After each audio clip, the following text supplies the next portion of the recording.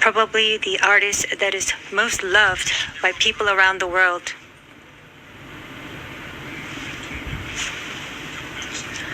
Who have been designated as the special presidential envoy for future generations and culture.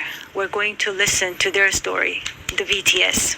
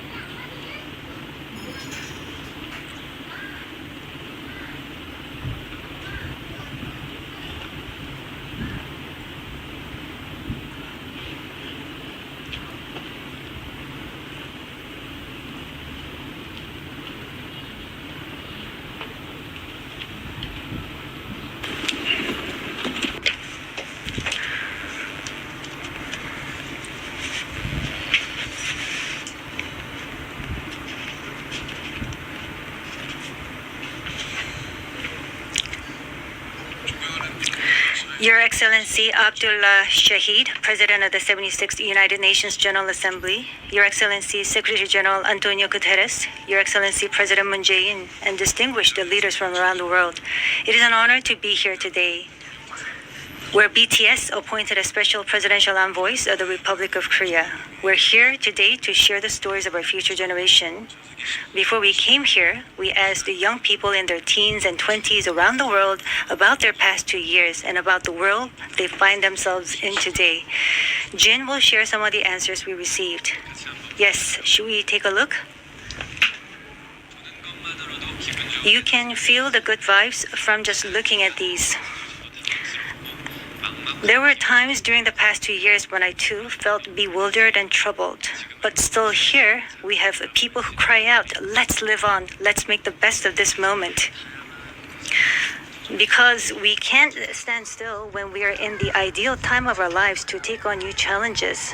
It wasn't as if we could blame anyone, and you must have felt the frustration. Here I'm the same as I was yesterday, but the world changed like we were transported in a flash to a parallel world. I was saddened to hear that entrance and graduation ceremonies had to be canceled. These are moments in life you want to celebrate, and missing out on them must have been upsetting. We were heartbroken when our long-planned concert tours were canceled. And for a while, we yearned for the moments we wanted to make complete. Yes, it was a time for us to mourn for the things that COVID took away from us. A time to discover how precious each and every moment we'd taken for granted were.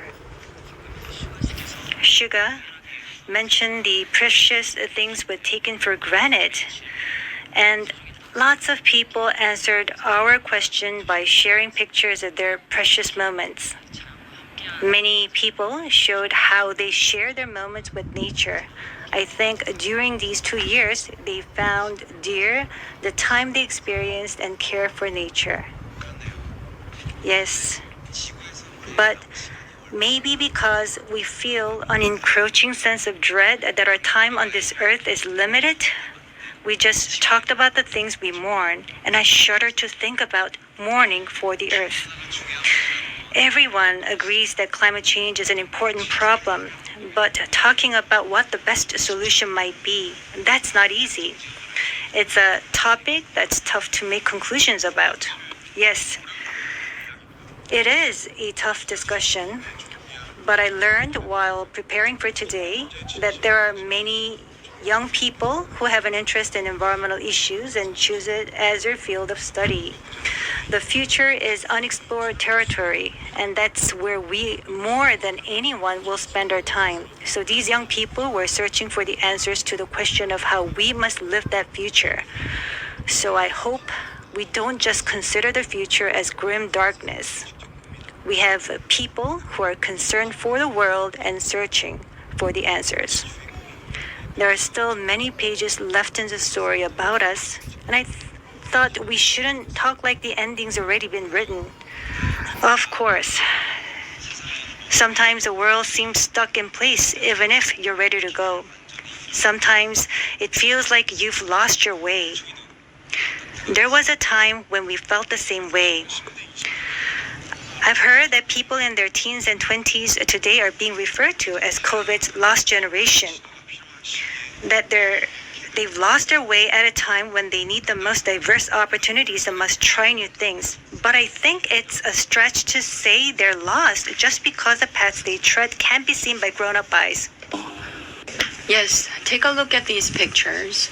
Here we have many who are trying hard to continue their friendships online in new ways, start learning new things, live healthier lives. I'm sorry, excuse me. 네, 새롭게 공부를 시작하고 더 Yes, these kids are trying to learn new things and trying to figure new things out. They don't look lost. They look like they are finding new courage and taking on new challenges.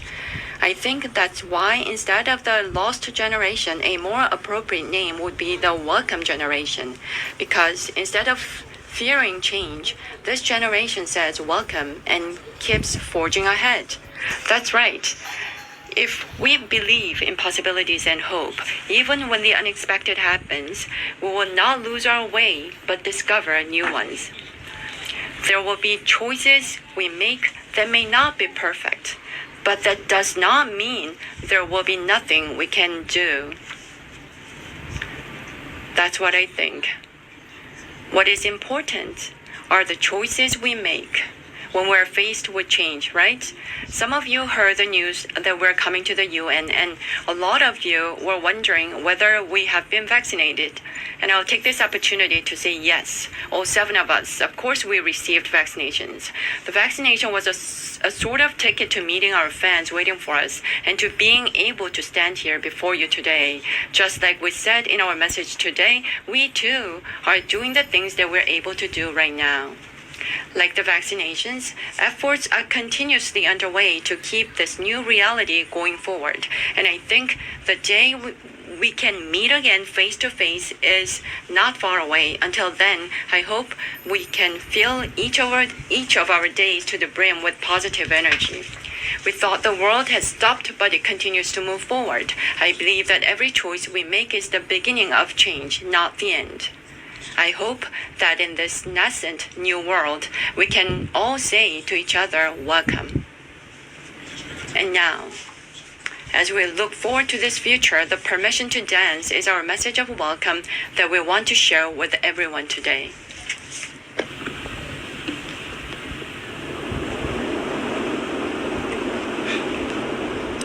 It's a lot of being you when your heart just like a drum, beating louder with no way to guard it.